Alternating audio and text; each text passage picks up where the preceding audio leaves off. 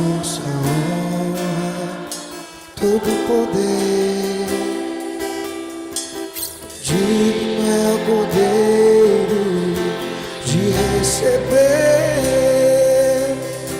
a glória, força, honra, todo poder. Anjos e querubins, estão no teu Senhor, e uma nuvem de glória,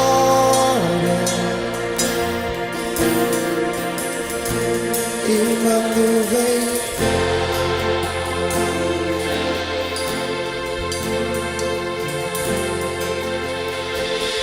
Anjos e querubins estão no teu Senhor, e uma nuvem,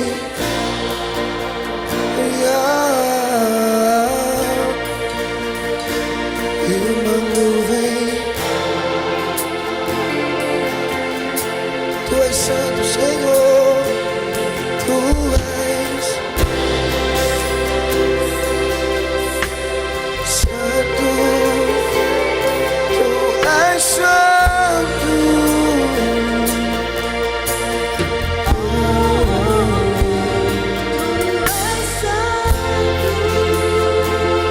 só tu és santo, tu és santo.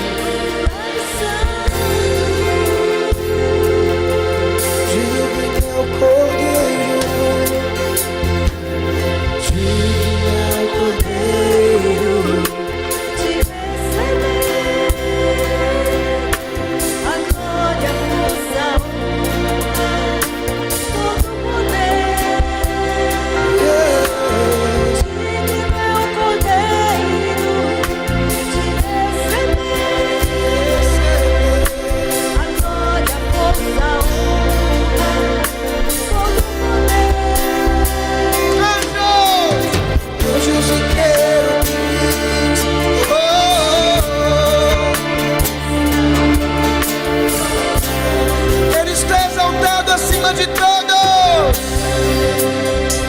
e uma nuvem de glória. Esse é o nosso Deus. E uma nuvem de glória. Anjos e querubins o adoram. Anjos e querubins estão no teu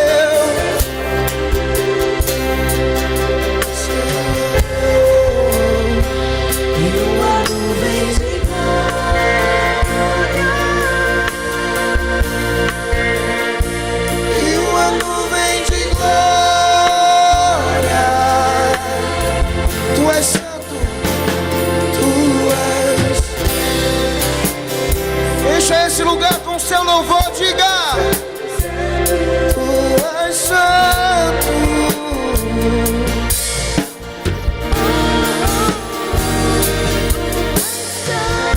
não como nosso Deus, Ele é santo.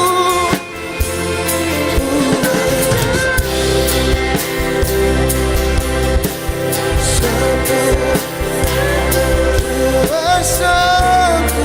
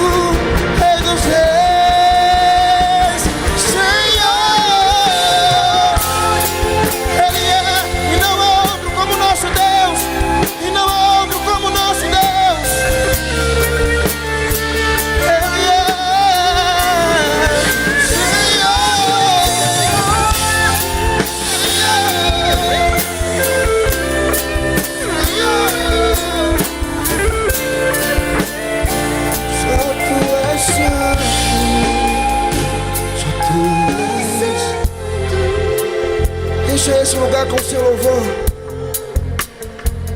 Tu és, o Espírito se move pelos louvores do povo.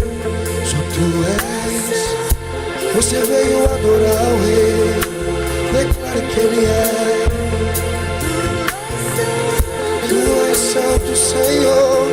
Oh, oh. Tu és.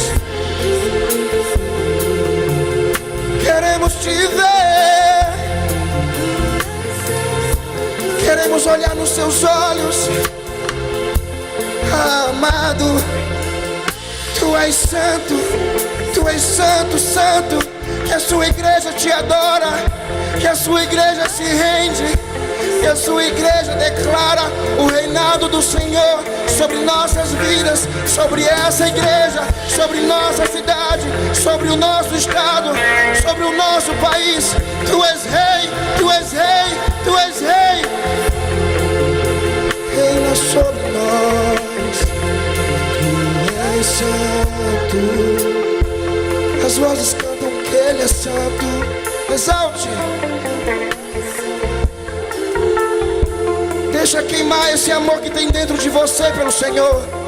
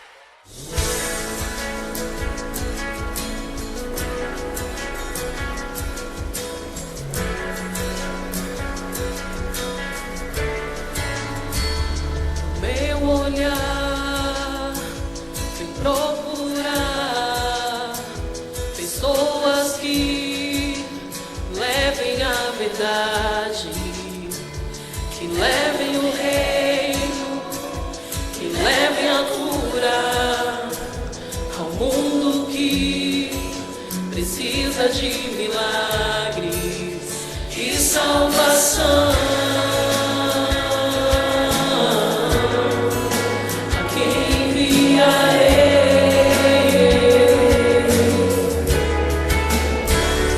Meu olhar vem procurar pessoas que levem a verdade, que levem o reino, que levem a cura ao mundo que precisa de milagres e salvação. A quem enviarei? A quem enviarei para pregar o evangelho aos cativos e oprimidos, libertem eles da prisão. A quem enviarei para levar o evangelho às nações? O mundo clama pela luz na escuridão.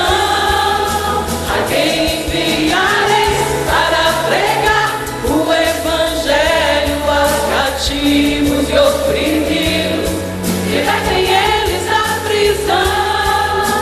A quem enviarei para levar o evangelho às nações? O mundo clama pela luz na escuridão. O Senhor Jesus, Ele chama homens e mulheres para fazerem a sua vontade. E se você aí que está me ouvindo deseja cumprir o pedido do Senhor, levar às nações a salvação, a cura, cante comigo. Leva-me, usa-me, eis-me aqui, eu quero ser profeta. Leva-me, usa-me, eis-me aqui, eu quero ser profeta. Leva-me, usa-me, eis-me aqui, eu quero ser profeta nessa geração. A quem enviarei? A quem enviarei? A quem enviarei? A quem enviarei? Quero ser profeta. A quem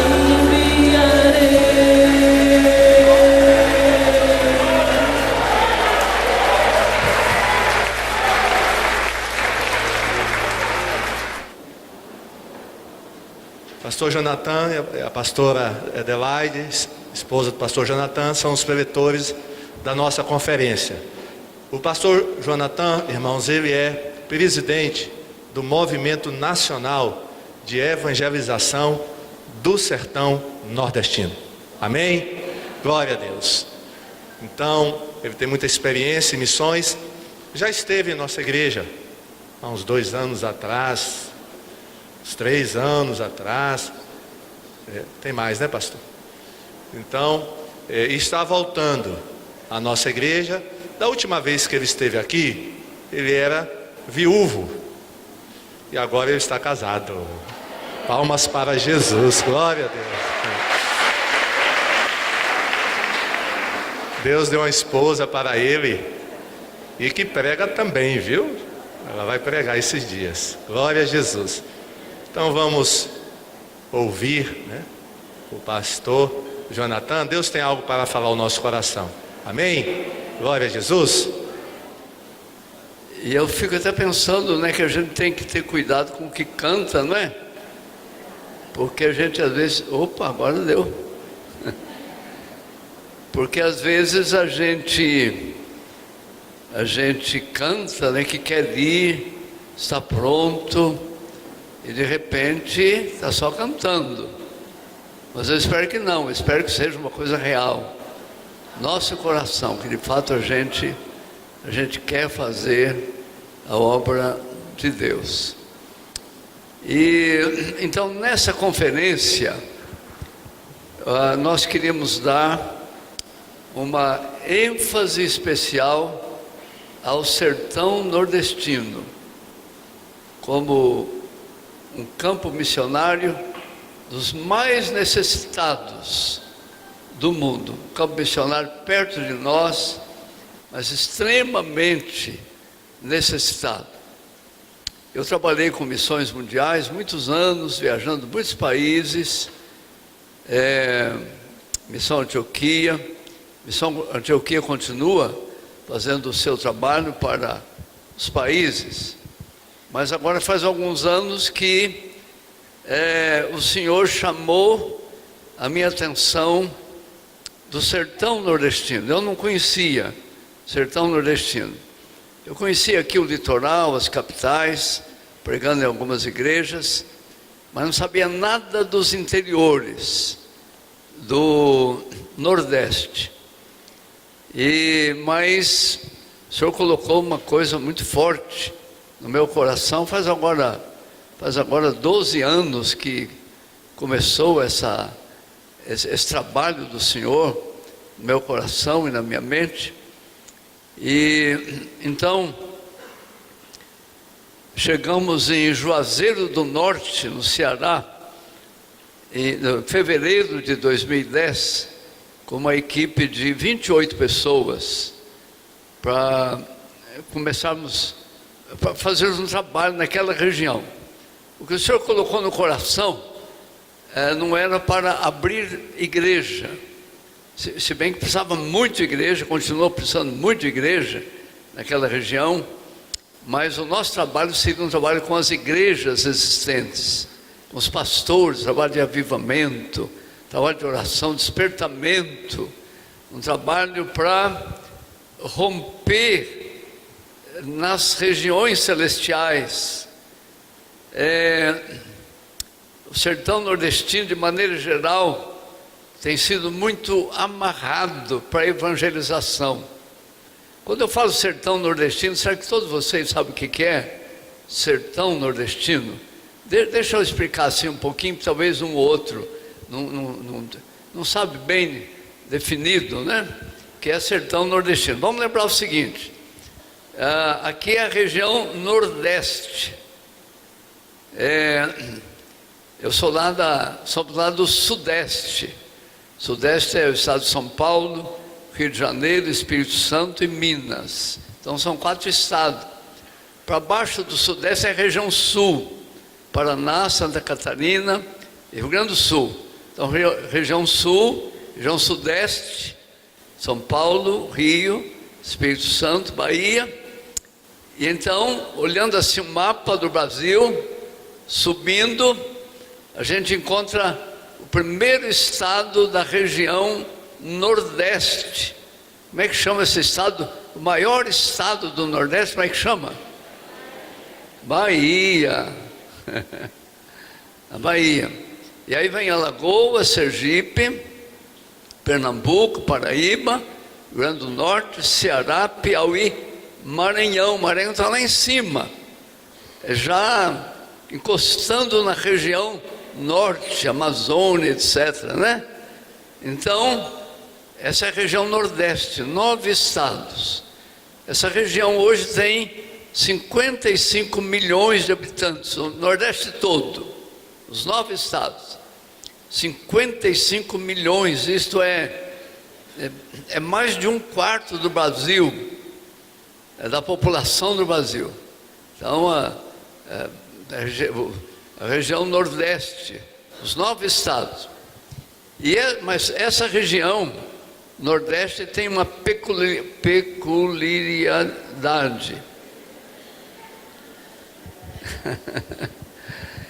É que, diferente, por exemplo, do estado de São Paulo, Minas, Espírito Santo, os estados do Sul, os interiores nesses estados são muito desenvolvidos. Muita gente prefere morar no interior, a qualidade de vida é muito melhor nos interiores, né?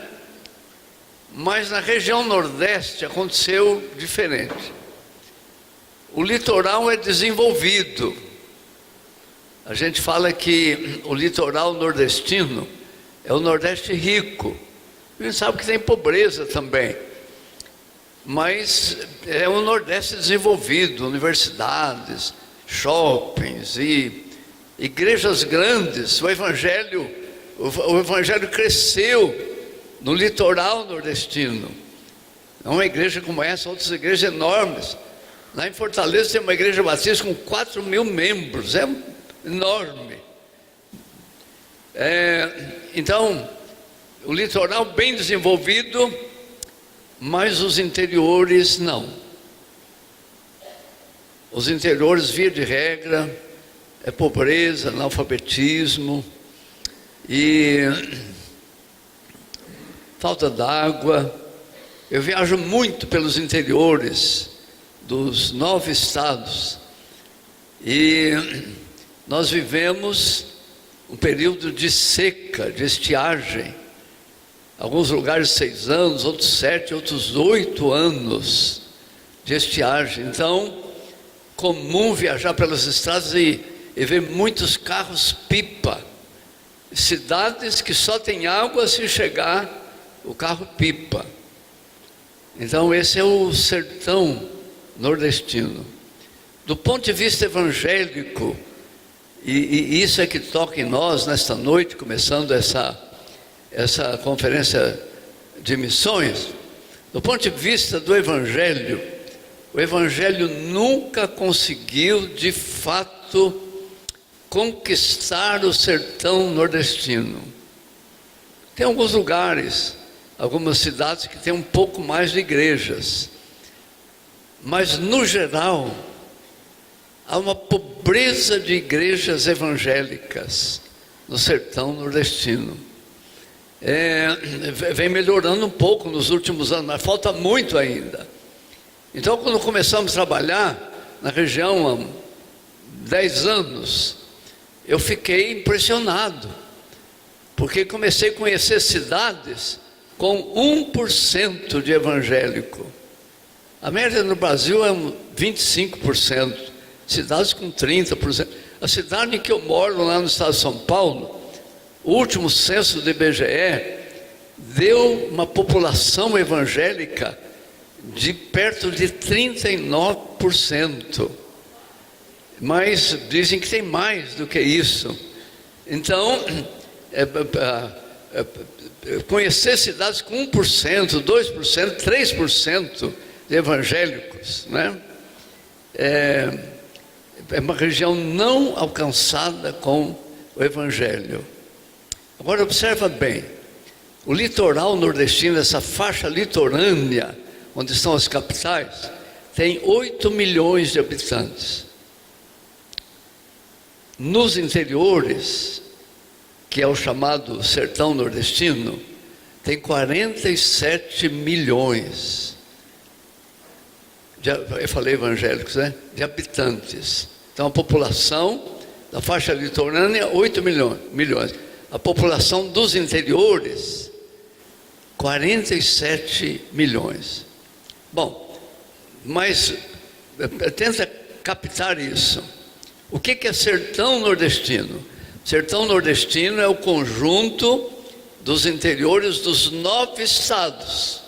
Você tira a faixa litorânea, o resto são os interiores e não forma sertão nordestino. 47 milhões de habitantes, nunca alcançados pela igreja. Não quer dizer que não tenha igrejas, mas as igrejas muito pequenas, muito fracas. Em muitos lugares do sertão nordestino, aquela pequena igreja, 30 pessoas, 40 pessoas, no culto de domingo à noite, vai contar a oferta, se der R$100, que maravilha. Então, uma fraqueza financeira das igrejas nessa região. Por muitas razões, a igreja não penetrou de fato, não conquistou de fato essa região. se o sertão nordestino fosse um país, seria um país grande, maior do que Portugal, do ponto de vista de território, muito maior, mas também do ponto de vista de população. Essa região chamada sertão nordestino é maior do que a Espanha, maior do que a Argentina, muitos países. Então, se fosse um país, nós diríamos assim, um país não alcançado, estaria na lista de país não alcançado, e haveria um apelo das missões para mandar missionários para esse país não alcançado. Mas sabe o que aconteceu sempre com o sertão nordestino? Nunca houve apelos para mandar missionário para o sertão nordestino. Eu nunca ouvi, sou pastor há tantos anos. O Senhor me trouxe para cá, mas não foi porque alguém disse, olha, o sertão nordestino está precisando. Eu não sabia, eu não conhecia. Isso que eu estou falando com vocês, eu aprendi aqui, viajando na região, que eu fui aprendendo o que é sertão nordestino. Então, é uma região extremamente necessitada de missões. Agora, eu tenho uma boa notícia para vocês.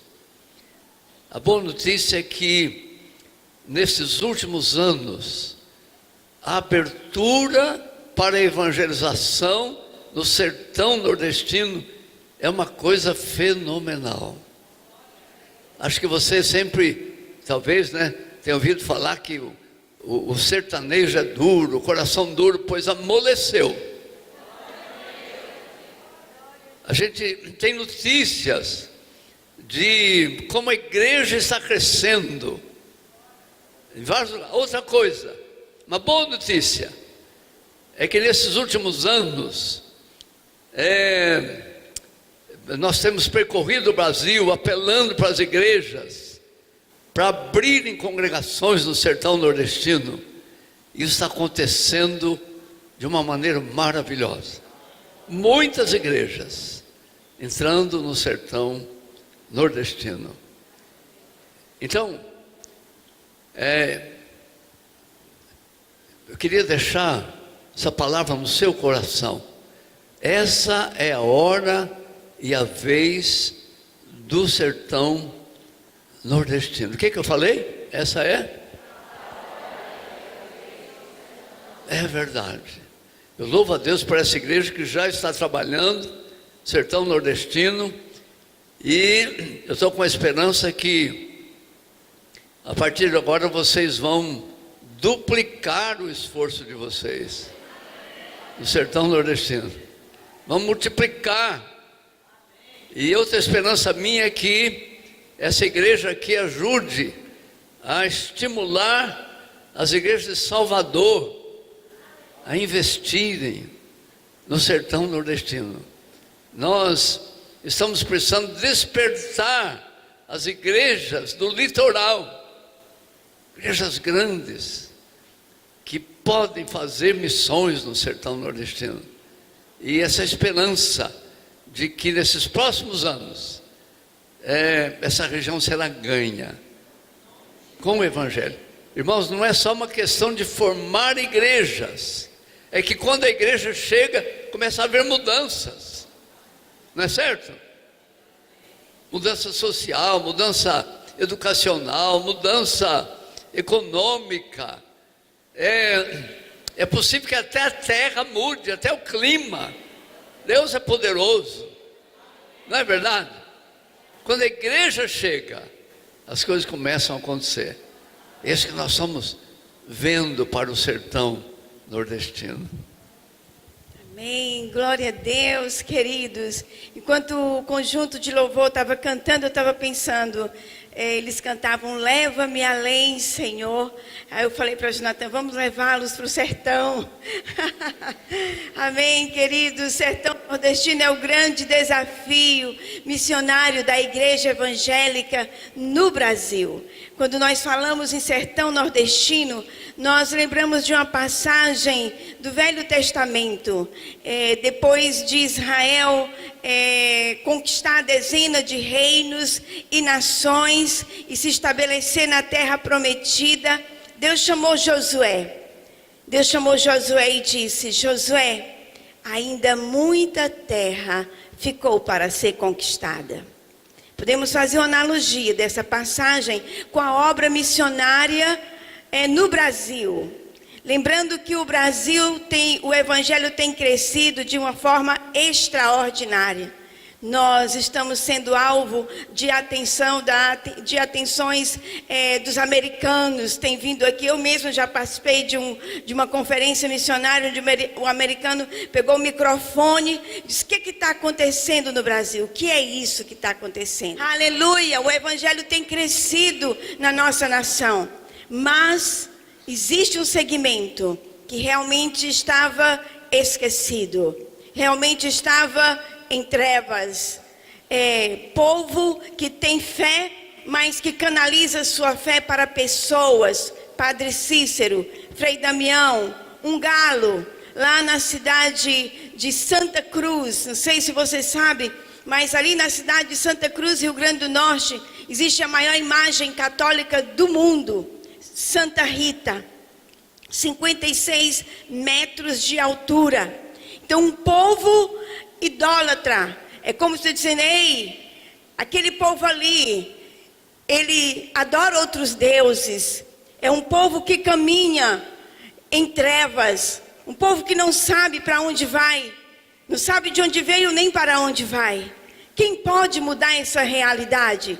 São as autoridades governamentais? Não, sou eu e você, igreja do Senhor. Paulo se refere à igreja do Senhor como coluna e baluarte da verdade. Oh, aleluia! Essa palavra é tremenda, baluarte da verdade. Sabe o que é um baluarte? É uma fortaleza que resiste a qualquer ataque. Quanto a igreja foi perseguida e quanto a igreja resistiu. Coluna e baluarte da verdade, a quem foi entregue a palavra da reconciliação. A Bíblia diz que Deus estava em Cristo, reconciliando consigo o mundo, não imputando aos homens as suas transgressões, e nos confiou a palavra da redenção.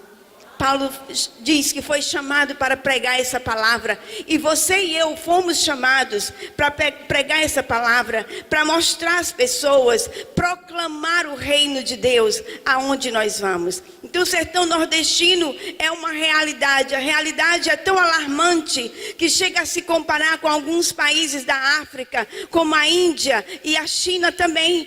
A pobreza, a fome, a miséria ali, a escassez. Sem igreja, sem a palavra de Deus, não há prosperidade. Nós sabemos que quando a igreja entra no sertão, nós sabemos que é um problema espiritual. Quando a igreja entra em cidades, por exemplo, nós estivemos na cidade de Canindé, que fica 2 horas de viagem de Fortaleza. Eu morava em Fortaleza antes de me casar com o Jonathan. Então de lá nós saímos, nós temos a nossa casa lá, 2 horas de viagem para Canindé. Fomos fazer um trabalho de oração em Canindé, seco, sem chuva. Quando nós saímos de viagem não tinha uma folha verde, era algo que nos chamava a atenção. Nós saímos de lá, de Fortaleza, para fazer um trabalho de 21 dias em Canindé. Já tínhamos colocado uma equipe há 6 meses, estavam orando pela cidade de Canindé. Pisamos lá no rio, dentro do rio, seco, oramos lá naquele rio. Mas quando nós chegamos em Canindé, durante 21 dias, a chuva desceu sobre Canindé. Você acredita nisso, amado? 21 dias, o céu se abriu em Canindé.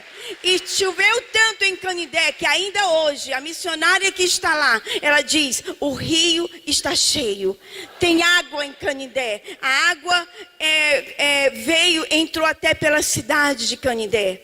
Isso por causa das orações do povo de Deus. Quando a igreja entra, nós somos agentes de transformação. Fomos chamados para dizer ao mundo que Deus enviou Jesus. E quando chegamos, somos embaixadores, representantes do reino de Deus nessa terra. Somos manifestação de Deus. Aleluia! Você sabe disso, amado? Quando você chega, é Deus chegando. Onde você toca, é Deus tocando. Por isso que você ora pelas pessoas e elas são curadas. É Deus tocando, é Deus falando, é a presença de Deus naquele lugar. É isso que a igreja é. Aleluia! Sertão Nordestino precisa da sua presença. Vamos fazer um trabalho agora de impacto bíblico no mês de abril, impacto bíblico em Juazeiro do Norte. E nós queremos muita gente em Juazeiro. Então nós já estamos convidando, o Jonathan vai falar melhor desse impacto. Nós já estamos convidando essa igreja para estar ali conosco, invadindo Juazeiro do Norte, invadindo, tomando das mãos do diabo aquela cidade, dizendo: é nossa como herança, o Senhor nos deu. E nós estamos aqui pisando o nosso pé e declarando: Juazeiro do Norte é do Senhor Jesus. Aleluia! Glória a Deus. Sabe o que eu fiquei sabendo? Que tem aqui um grupo de terceira idade. Eita, glória a Deus. Que de vez em quando faz umas viagens. Eu já estou pensando assim, pedir permissão para o pastor, a gente convidar esse grupo para fazer uma viagem em abril do ano que vem. Oh, glória a Deus. Vamos, amados. Para Juazeiro do Norte. Precisamos de vocês. Juntos nós somos mais fortes. Ué, esse grupo não está aqui hoje à noite, não? Tem alguém desse grupo? Levanta a mão. Quem é desse grupo? Levanta a mão mais alto. Olha aí. Aleluia. Queremos lá você conosco. Então, esse trabalho vai ser em Juazeiro, é uma semana inteira. Se vocês puderem ficar conosco, uma semana inteira em abril. Última semana de abril, nós já conseguimos 70 mil livros do Evangelho de Marcos. E nós queremos levar muita gente, é um trabalho com as igrejas de Juazeiro, para deixar o livro de Marcos em todas as casas. Mas é assim, nós vamos ajudar cada igreja a visitar as famílias em volta da igreja, entrando na casa, fazendo uma oração, deixando o livro de Marcos. Vai ser uma bênção. Amém. Glória então eu queria muito levar esse grupo da terceira idade. Mas estou vendo muito jovem aqui também, viu? Também jovens, queremos os jovens. Gostaria de levar os jovens. Força. Aleluia. E o que nós vamos irmãos, fazer, né? Jonathan? Nós vamos fazer o que? Nós vamos andar pela cidade orando, nos ajoelhando no meio da rua, no meio do asfalto. Vamos colocar tendas de leitura da palavra, né? Assim vamos ler a Bíblia. Naquela em uma semana. Vamos ler a Bíblia toda na praça pública. Toda na praça pública de Juazeiro. Que mais? Muitas outras Vamos ter coisas. uma tenda de intercessão. Quem é de intercessão aqui? Essa mulher, essa senhora aqui que orou. Queremos ela conosco. E outros de intercessão também, para que o céu se abra mais ainda. Já se abriu, mais ainda. Aleluia. Glória a Deus, vamos conosco. Amém. Dá um glória a Deus bem gostoso aí, dá? No sertão a gente dá 10 glória a Deus. Vamos dar 10 glória a Deus? Glória a Deus. Glória a Deus. Glória a Deus. Glória a Deus. Glória a Deus. Glória a Deus. Glória a Deus. Glória a Deus. Glória a Deus. Amém. Glória a Deus. Gostaria muito que você adquirisse esse jogo de cartões de oração. Aqui tem 30 cartões como esse. Cada cartão é uma cidade, as 30 cidades menos evangelizadas do sertão nordestino. Esse jogo foi lançado em 2013, então já mudou muita coisa nessas 30 cidades, graças a Deus.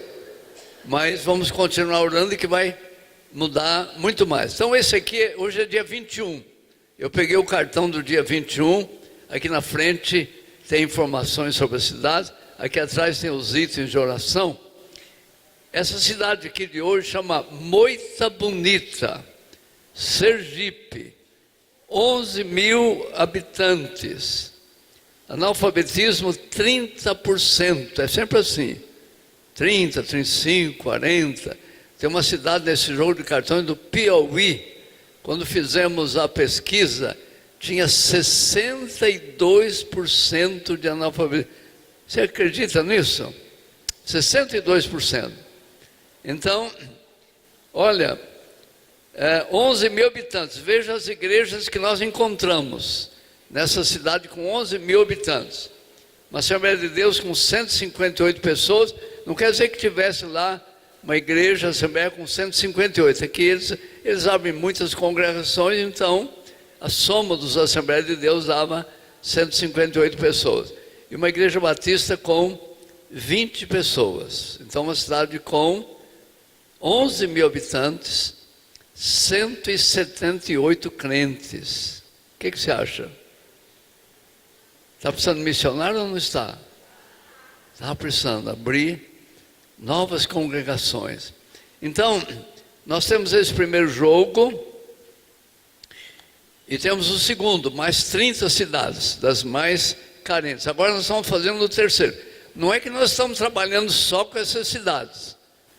Essas cidades são uma amostra, e que ajuda a pensar, ajuda a orar de uma forma inteligente. Então, tem uma mesa lá embaixo com esse material, tem esse livro, Avivamento Chega no Sertão Nordestino, vale a pena ler esse livro aqui, Avivamento Chega no Sertão. Eu vou falar um pouquinho com vocês sobre o desenvolvimento da raça humana, desde o início, quando Deus fez o homem e a mulher, está escrito que Deus disse assim: façamos o homem a nossa imagem, conforme a nossa semelhança, e tenha ele domínio sobre toda a terra. Essa palavra domínio é governo, que o homem governe sobre toda a terra. E então, esse é o primeiro capítulo. Capítulo 2 fala que então Deus fez o homem e a mulher e plantou um jardim e colocou esse casal no jardim. E então diz o Senhor, falando que com o casal, o Senhor Deus colocou o homem no jardim do Éden para cuidar dele e cultivá-lo. E o Senhor Deus ordenou ao homem: coma livremente de qualquer árvore do jardim, mas não coma da árvore do conhecimento do bem e do mal, porque no dia em que dela comer, certamente morrerá. Então esse é o capítulo 2.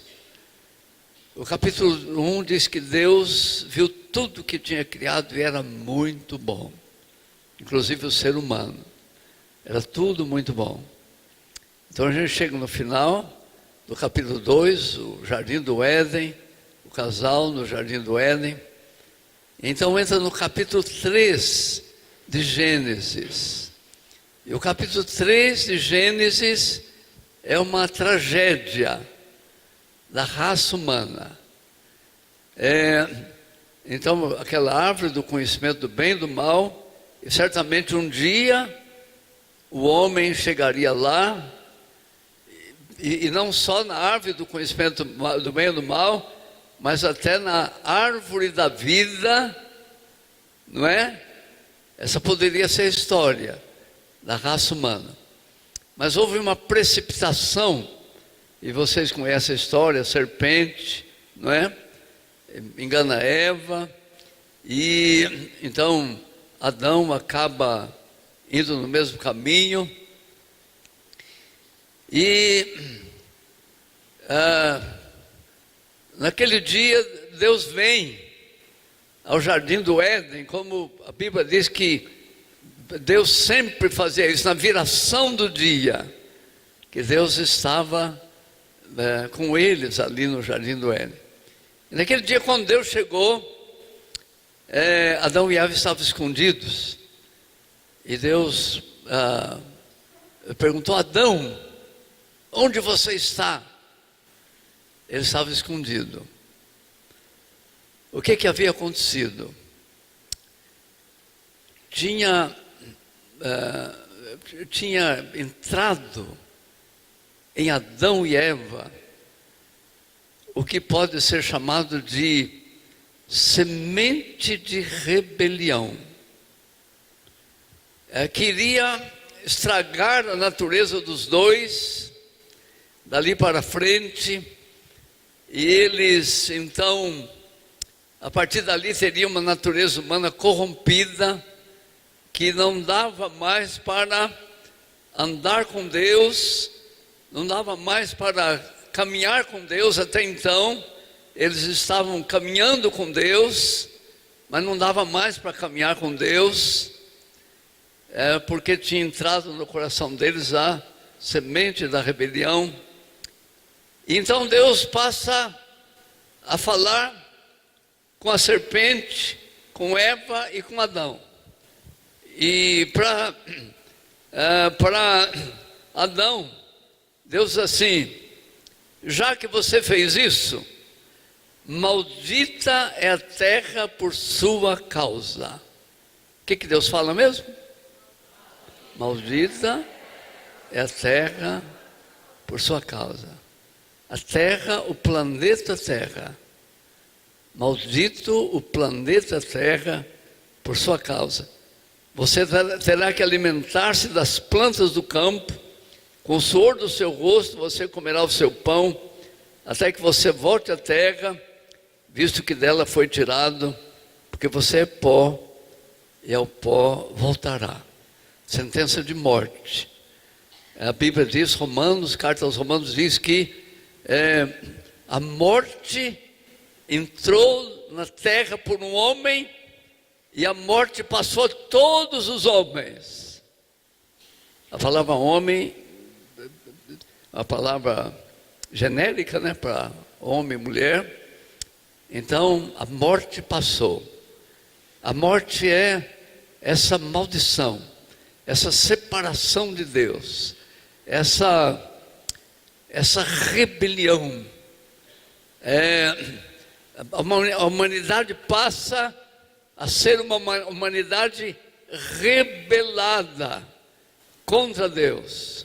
Deus falou também com Eva, mas então Deus falou com a serpente. E Deus disse assim para a serpente: porém inimizade entre você e a mulher. Deus falando com a serpente: serpente, eu vou colocar inimizade entre você e a mulher, entre a sua descendência, serpente, a sua descendência e o descendente dela. Dela quem? Da mulher. Eu vou colocar inimizade entre a sua descendência e a descendência da mulher, o descendente da mulher. E Deus diz: olha, o descendente da mulher ferirá a sua cabeça. Deus falando com a serpente: o descendente da mulher ferirá a sua cabeça. Você vai ferir o calcanhar dele, mas ele vai ferir a sua cabeça. Então começa uma história que chega até nós. Adão e Eva geram 2 filhos, Caim e Abel. E essa semente da rebelião passa para Caim e Abel. E a gente vê logo em seguida o que essa semente da rebelião produz. Caim mata Abel.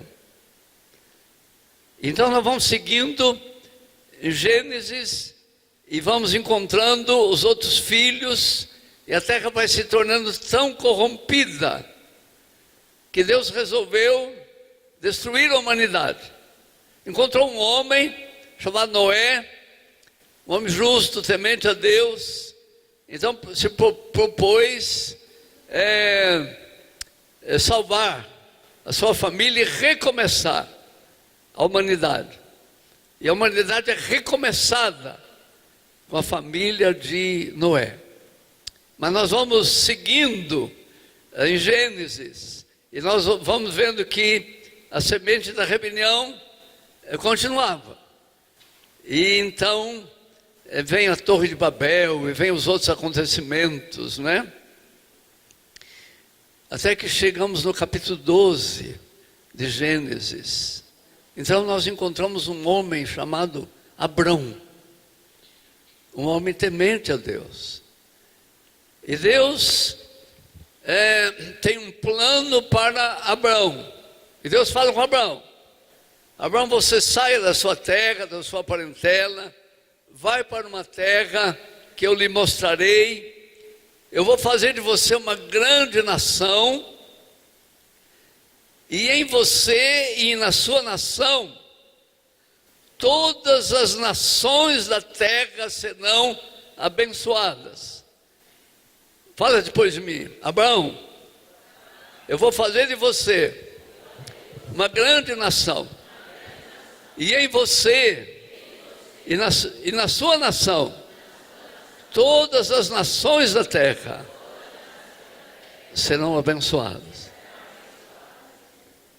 E essa então é a segunda promessa que nós encontramos na Bíblia. A primeira é Gênesis 3. A semente da mulher vai ferir a cabeça da serpente. Agora nós encontramos uma outra promessa, de que eu vou fazer uma nação, e através dessa nação, as nações da terra serão abençoadas. E em Abraão começa a se formar uma nação. Abraão tem filho, Isaque. Depois Isaque se casa, tem 2 filhos. Um chama Esaú, chama Jacó. E Jacó acaba comprando o direito de primogenitura de Esaú. E ele se torna, então, a sequência: Abraão, Isaque e Jacó. Podia ter sido Abraão, Isaque e Esaú. Mas aquele problema lá na família, Jacó acaba sumindo. E então Jacó se torna o terceiro nessa hierarquia que vai formar essa nação através da qual todas as nações serão abençoadas. Enquanto isso,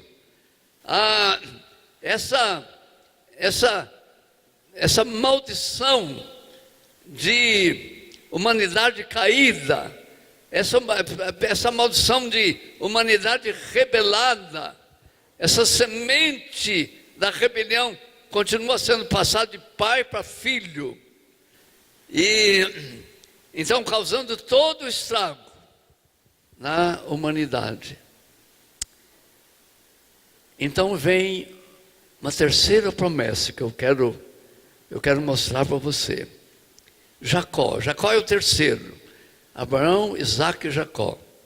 Então quando chega no capítulo 49 de Gênesis, esse homem Jacó, bem idoso, tinha 12 filhos, ele está no Egito, e ele vai morrer, e ele manda chamar os filhos para abençoá-los, e para profetizar sobre eles. Ele começa a falar com cada filho, profetizando sobre eles e abençoando.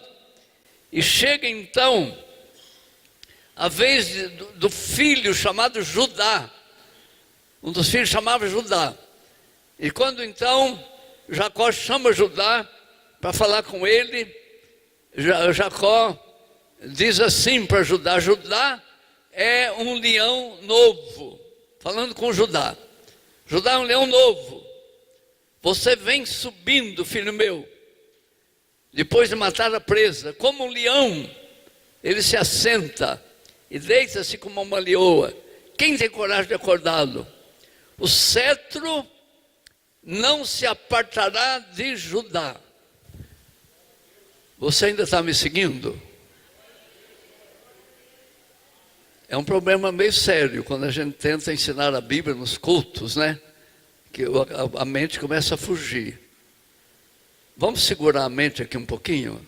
Promete que ninguém vai olhar no celular, que não vai pensar outra coisa. Promete para mim, para você entender o que eu estou falando? Lá atrás, se fosse você, eu nunca sentaria lá atrás. Lá atrás é o pior lugar para sentar. Né? Professor dá valor a quais alunos? Eu sou professor. Aluno que senta perto do professor, esse que está querendo. O que fica lá perto da porta, se fosse você, nunca sentava lá atrás. Lá atrás é difícil de prestar atenção. Mas eu estou contando com vocês que estão lá atrás também. Vocês vão prestar atenção. O cetro não se apartará de Judá. Esse é um filho de Abraão. Lembra que aqueles 12 homens, filhos de Abraão, se tornam os patriarcas do Velho Testamento, que formam essa nação que Deus disse para Jacó que ia formar. E desses 12 homens começa a se formar essa nação que recebe o nome de Israel. Por que recebe o nome de Israel? Porque lá no vale de Jaboque, quando Jacó lutou com Deus uma noite toda, e de madrugada ele disse, o anjo disse: me deixa que eu preciso ir. Ele falou: não deixo não, se o Senhor não abençoar, não deixa. E aí o anjo abençoou, tocou na sua coxa e disse: eu vou mudar o seu nome. Você não vai chamar mais Jacó, você vai chamar Israel. E por isso, o Deus da Bíblia, o Deus que chama Abraão para formar essa nação, então se apresenta como Deus de Abraão, de Isaac e de Jacó. E esse Jacó, que tem agora o nome de Israel, então está falando com um dos seus filhos, chamado Judá. E diz que o cetro, isso é importante. O que é cetro? Porque a Bíblia usa uns nomes que a gente não sabe o que é, né? O que é cetro mesmo? É aquele condão, aquela varinha, né, que pode ser de ouro, que os reis usavam. Então o que chama cetro. Cetro é símbolo de governo. Então pode traduzir assim: o governo, e vocês vão entender que Deus está falando do governo da terra. Presta atenção para você entender. O governo não se apartará de Judá, nem o bastão de comando de seus descendentes, até que venha Siló. As Bíblias mais recentes não trazem esse nome. Por exemplo, a minha tradução aqui diz assim: até que venha a quem ele pertence. Fica um pouco obscuro. E a ele as nações obedecerão. Nós temos bandeira aqui das nações, não é? Qual que é a profecia de Jacó para Judá? Judá, o governo pertence a você. E através de você o Siló virá. E quando o Siló vier, a ele as nações obedecerão. Essa é a profecia de Jacó, Israel. É a terceira promessa. Quem é esse Siló? Esse Siló é o descendente da mulher, prometido em Êxodo 3, em Gênesis 3. A semente da mulher vai ferir a sua cabeça, serpente. Esse é o descendente da mulher. É através desse descendente de Abraão que vai formar uma nação que vai abençoar toda a terra. Então um dia esse descendente virá, e então Jacó diz que o nome dele é Siló. E quando ele vier, as nações o obedecerão. De quem que esse texto está falando? Está falando do Messias, o Salvador. Um dia o Salvador virá. E quando o Salvador virá, ele fará uma obra extraordinária. Então você vai lendo a Bíblia e você vai entendendo que essa obra extraordinária que o Messias fará, em primeiro lugar, é uma obra de transformação do próprio ser humano, através da redenção que ele, o Messias, vai prover para a humanidade.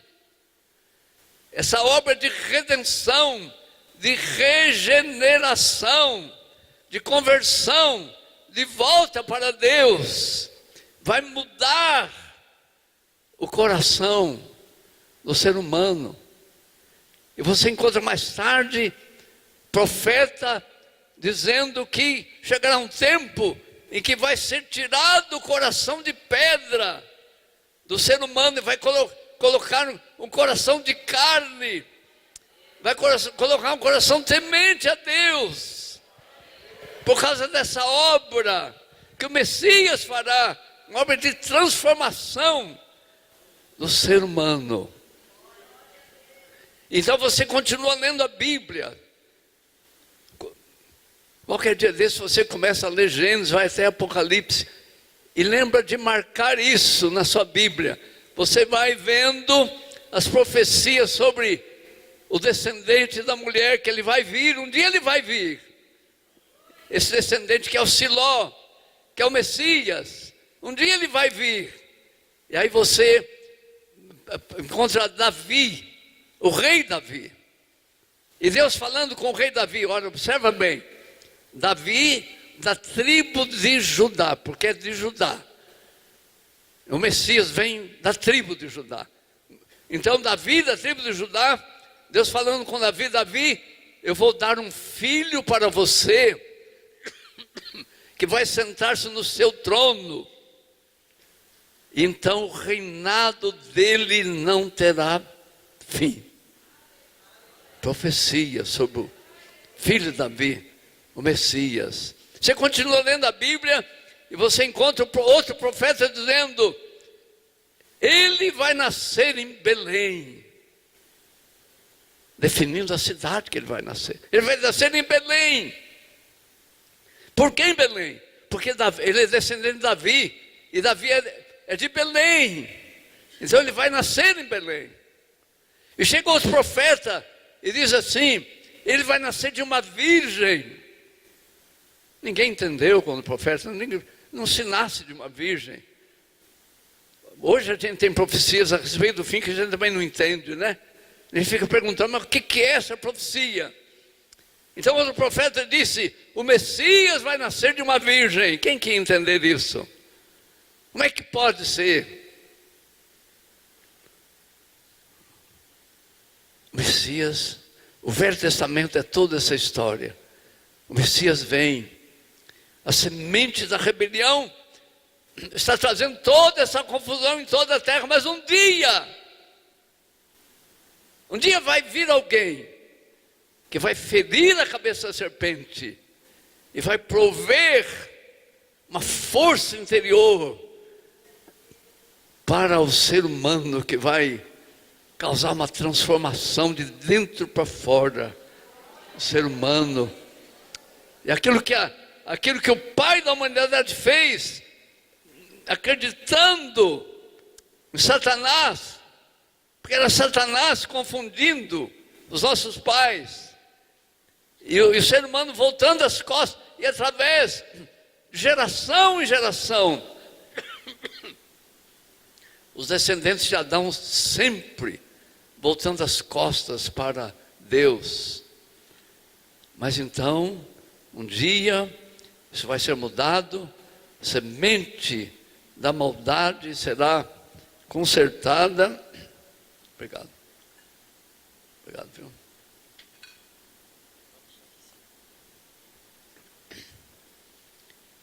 Então haverá salvação. Então, eu quero mostrar para você na Bíblia, quando esse dia chegou. Você está com a sua Bíblia aí? Você quer abrir em Lucas? Lucas capítulo 1. Quando esse dia chegou. Lucas 1. Nós estamos falando de missões. Falando das nações. Missões é a maneira de Deus para levar essa mensagem a todas as nações da terra. Lucas 1, 26. No 6º mês, Deus enviou o anjo Gabriel a Nazaré, cidade da Galileia, a uma virgem prometida em casamento a certo homem chamado José, descendente de Davi. Presta atenção, a Bíblia vai colocando tudo certinho, porque foi isso que Deus prometeu. Era a tribo de Judá, depois era a família de Davi. José era da tribo de Judá e era da família de Davi. Então esse José, descendente de Davi, o nome da virgem era Maria. O anjo, aproximando dela, disse: alegre-se, agraciada, mulher agraciada, o Senhor está com você. Maria ficou perturbada com essas palavras, pensando no que poderia significar esta saudação. Mas o anjo lhe disse: não tenha medo, Maria, você foi agraciada por Deus, você ficará grávida e dará à luz um filho, e lhe porá o nome de Jesus. Ele será grande, será chamado Filho do Altíssimo. O Senhor Deus lhe dará o trono de seu pai Davi. Você está ouvindo? Cumprimento do que Deus falou com Davi. O Senhor Deus lhe dará o trono de seu pai Davi, e ele reinará para sempre sobre o povo de Jacó. Seu reino jamais terá fim.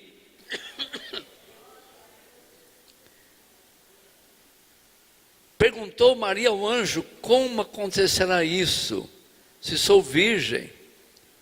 O anjo respondeu: o Espírito Santo virá sobre você, e o poder do Altíssimo a cobrirá com a sua sombra. Assim, aquele que há de nascer será chamado Santo, Filho de Deus. O que é que o anjo estava dizendo para Maria? Maria era judia. Maria conhecia o Velho Testamento. Ela conhecia essa história do Siló. Ela conhecia essa história do descendente da mulher que vai ferir a cabeça da serpente.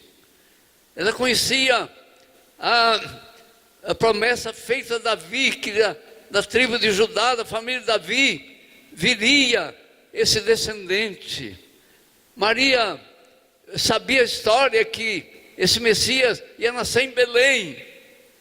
Sabia a história de que seria de uma virgem e todas as outras histórias que ela conhecia, o Velho Testamento. Mas ela, o anjo falou, você vai ficar grávida. Disse, mas como? Sou virgem. Ele disse, Maria vai ser uma coisa sobrenatural. Maria, talvez você não entenda agora, depois aos poucos você vai entender.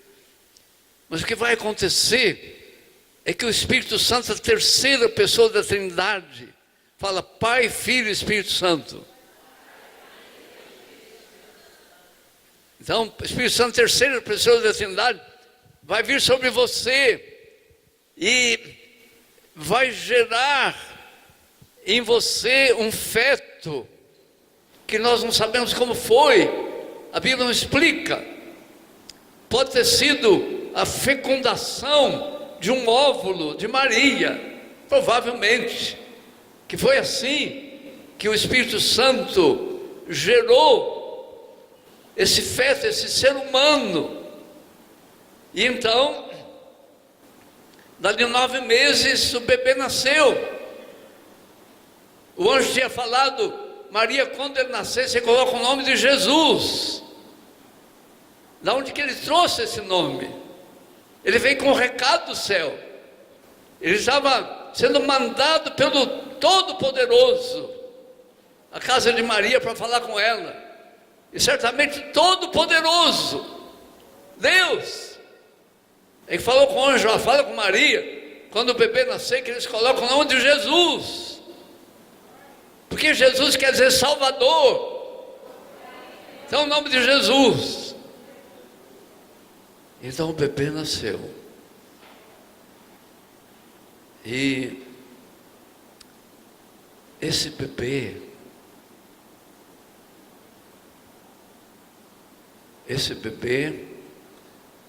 que pena que tem uns 2 ou 3 com sono, mas pode ser que tenham levantado muito cedo, né?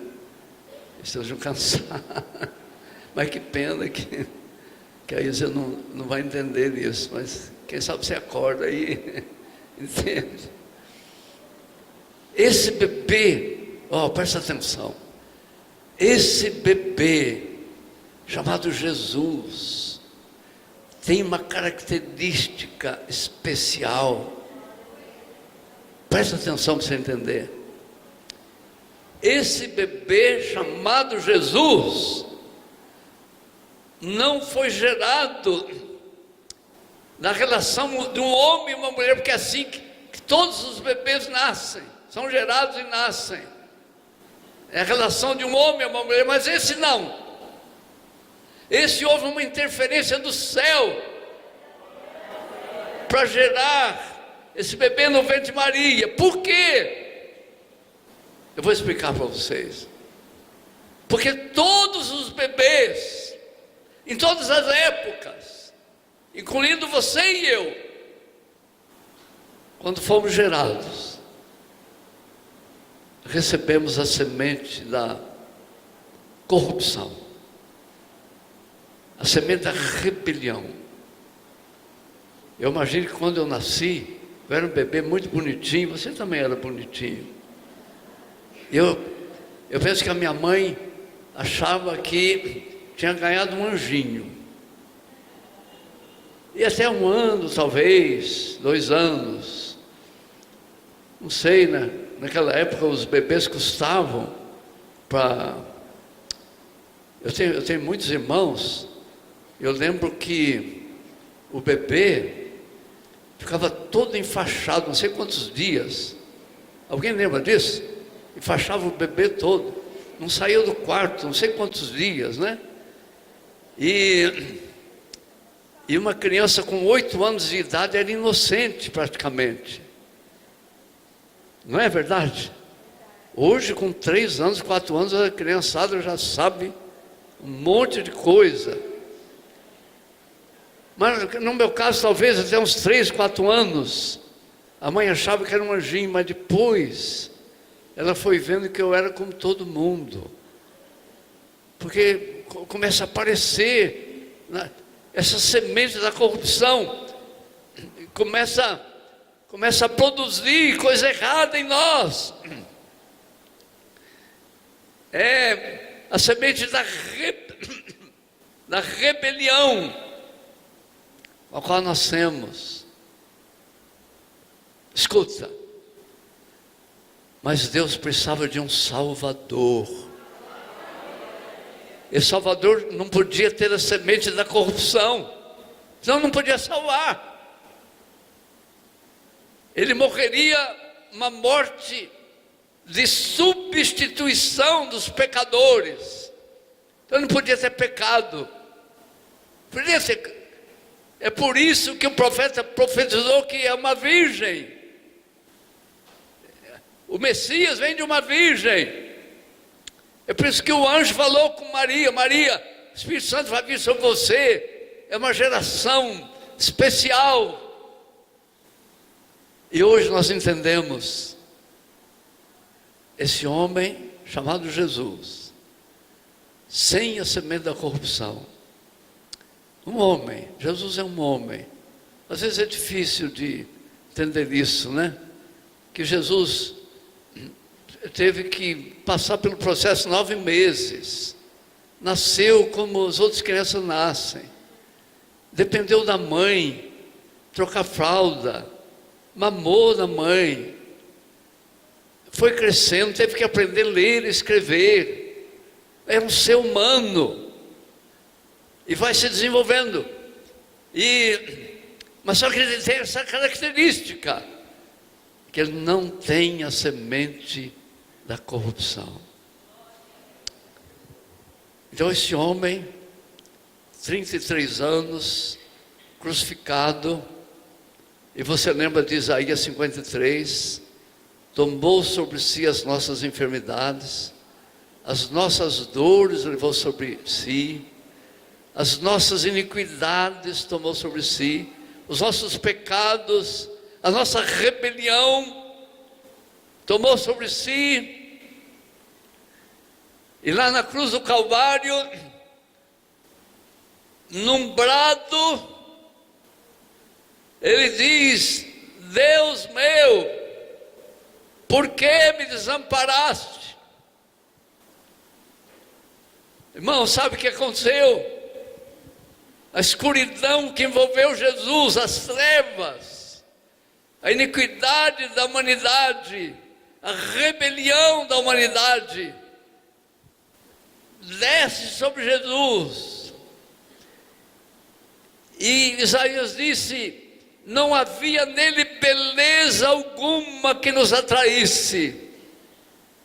Ele se torna o homem mais feio, o homem mais pecador, o homem mais iníquo. Não que ele tenha feito, mas ele tomou sobre si a iniquidade da humanidade.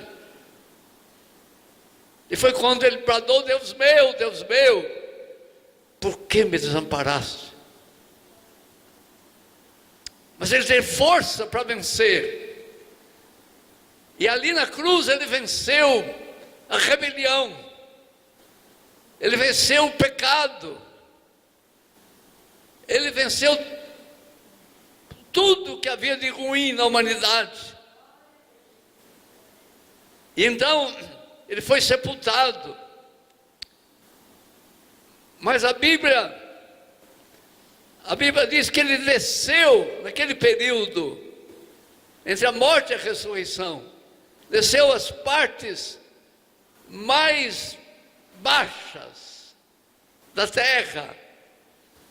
O credo apostólico diz: ele foi ao inferno. Fala claro que naquele período ele foi ao inferno. E então, Apocalipse, quando Jesus aparece a João naquela visão, ele diz: João, eu estive morto, mas estou vivo.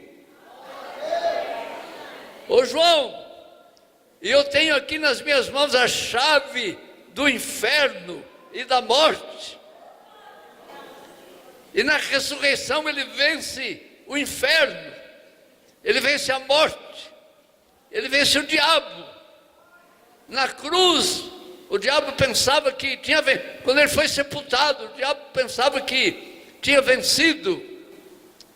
Eu imagino o susto no inferno, quando Jesus chegou lá. E a batalha de Jesus, a gente não entende essas coisas. A batalha no inferno. Mas ele venceu. E ele ressuscita. Naquela manhã de domingo. Naquela manhã de domingo. Imagina comigo. O espírito, a alma de Jesus voltando na sepultura. Imagine, é difícil explicar isso, eu só posso dizer a alma, o espírito, né? O ser de Jesus descendo e vendo o corpo dele lá enfaixado, todo amarrado na sepultura. E então o ser de Jesus entrando nesse corpo e dando vida ao corpo morto.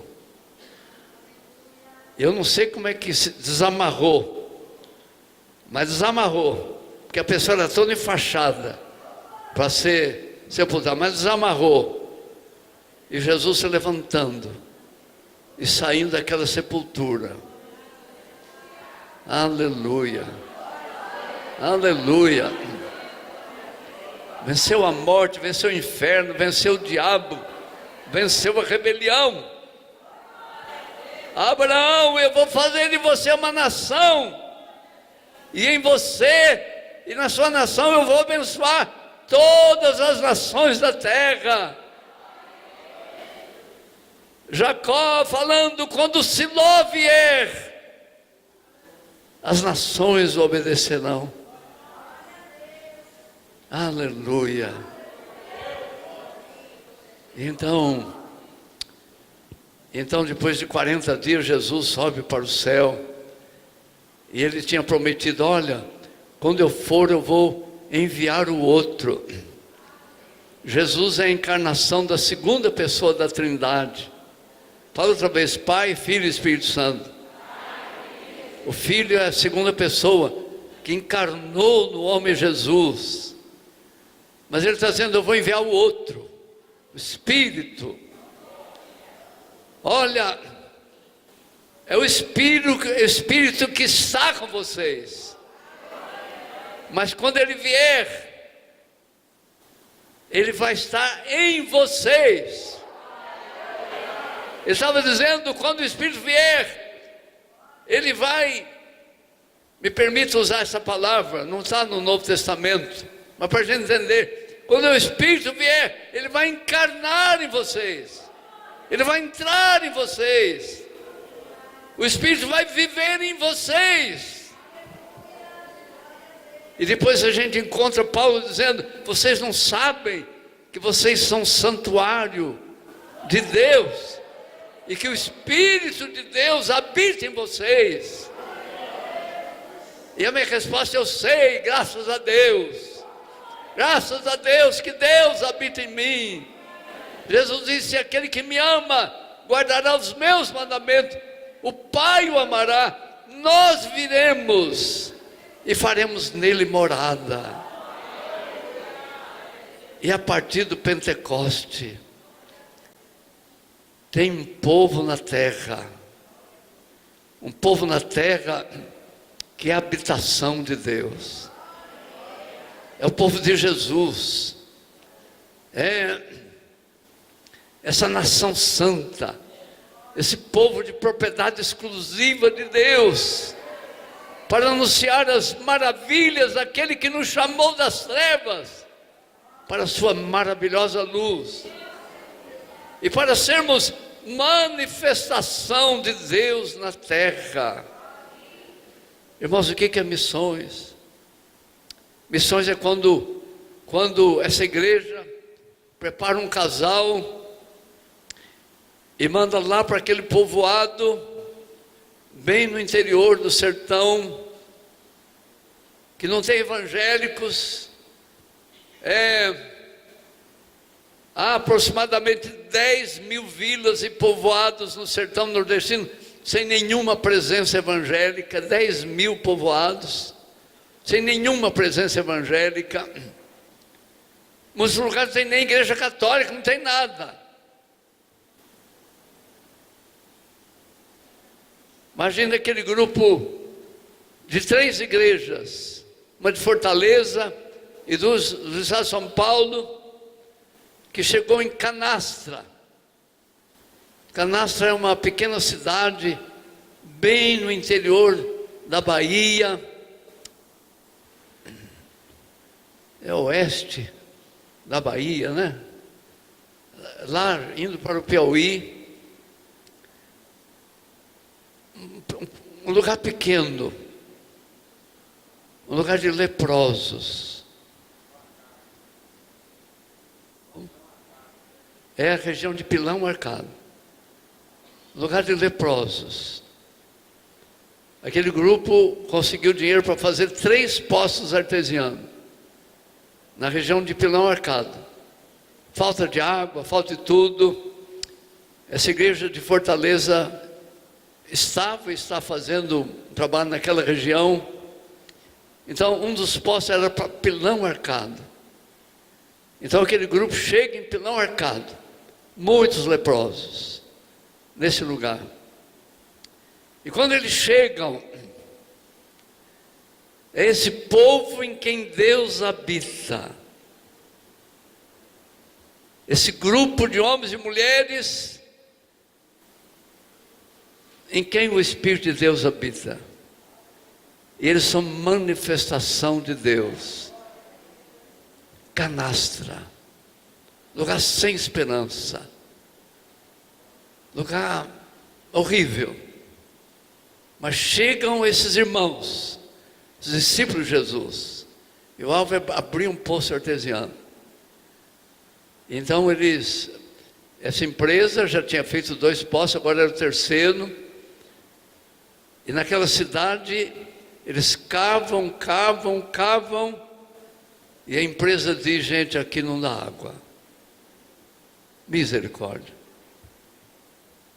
Eu conversando com um dos pastores que foi lá, ele dizendo, pastor Jonathan, Adelaide e eu conversando com ele, dizendo que decepção. E a reação do povo da cidade dizendo: não, aqui é assim mesmo, nós somos desprezados, aqui nada dá certo, aqui nada vai para frente. E esse grupo, acho que telefonaram, porque o dinheiro acabou, porque fez o poço, não deu água, mas tem que pagar a empresa. Mas eles, não sei como conseguiram, naquela noite, orando, e falaram para a empresa: então nós vamos fazer outro poço. E no dia seguinte, a empresa começou a cavar e foi cavando, e de repente a água explodiu. O povo que andava em trevas viu uma luz. É bem uma ilustração disso, né? O poço explodiu. Agora em Canastra tem um poço artesiano. Que bênção! E uma congregação que não tinha. O povo de Deus. A Adelaide falou assim: quando o povo de Deus chega em um lugar, é Deus que chegou. Aquela tribo indígena na Amazônia, que nunca teve um pregador, mas de repente essa igreja manda um casal para aquela tribo, e quando eles chegam lá, Deus chegou. Procure entender isso. Deus é onipresente, Ele está em todos os lugares. Mas olha, escutem, a graça de Deus, diga assim: a graça de Deus chega onde chega um filho de Deus, habitação de Deus, que é a manifestação do céu, a manifestação de Deus. Diga assim, irmãos: missões é manifestar Deus.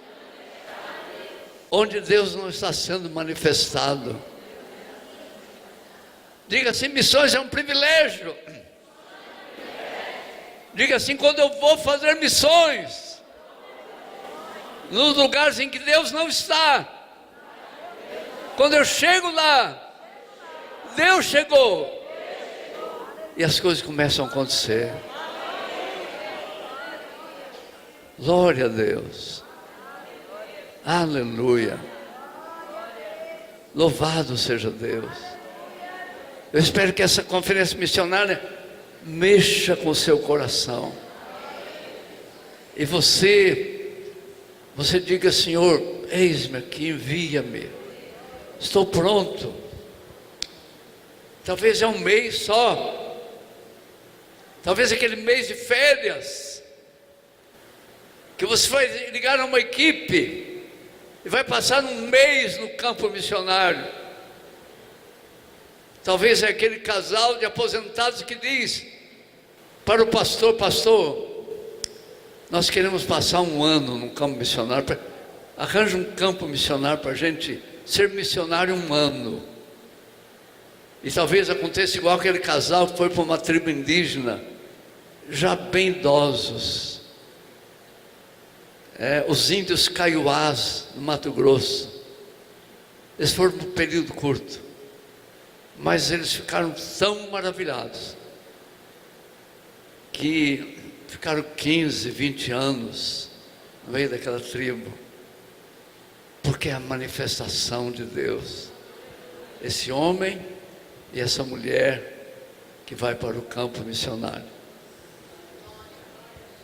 Assim como o Pai me enviou, eu vos envio.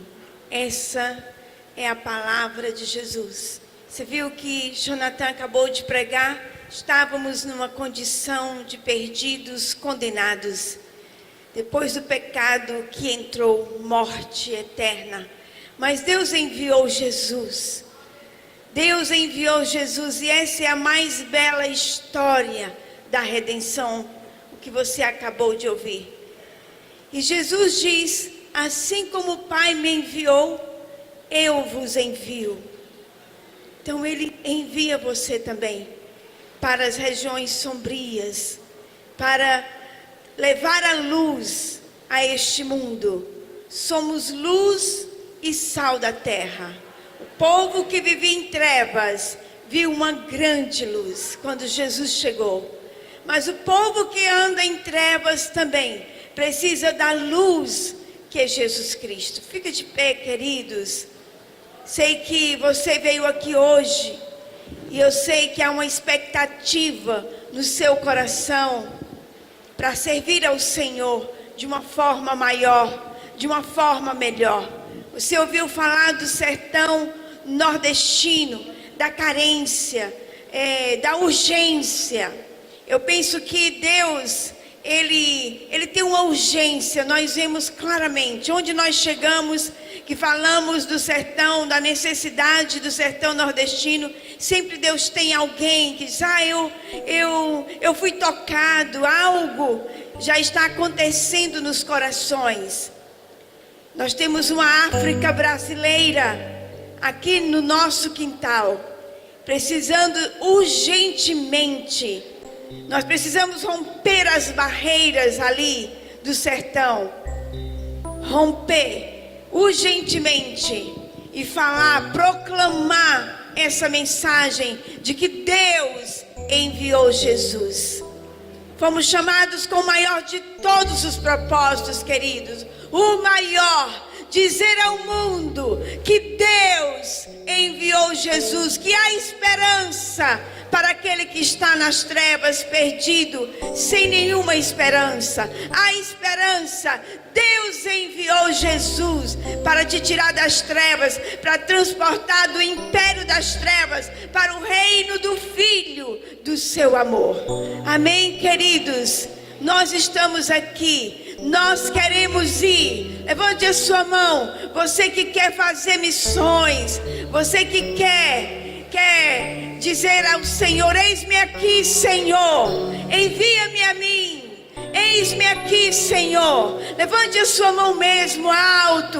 Eu quero cumprir cumprir o propósito para o qual eu fui chamado, Senhor.